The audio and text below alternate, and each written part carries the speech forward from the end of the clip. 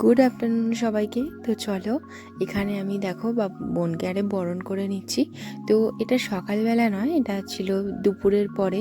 তো খাওয়া দাওয়ার পরে বিকেলবেলা তো ওদের ওখানে নিয়ম হিসাবে নবদ্বীপের, তো বউকে সন্ধে হওয়ার আগে বাড়ি যেতে হয়।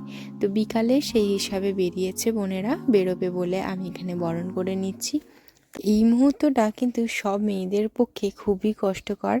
তো যেহেতু আমার লাভ ম্যারেজ, তো বিয়ে হয়েছিল, তো সেটা পরে বুঝতে পেরেছিলাম, কিন্তু যখন এই সামনে বসে যখন দান করার ব্যাপারটা থাকে আর যখন বিদায়ের সময়টা, সেটা যে কতটা কষ্টকর সেটা বোনের এই যে বেরোনোর সময়টায় বুঝতে পারলাম, যে মা বাবার মনটা যেন ভেঙে যায়।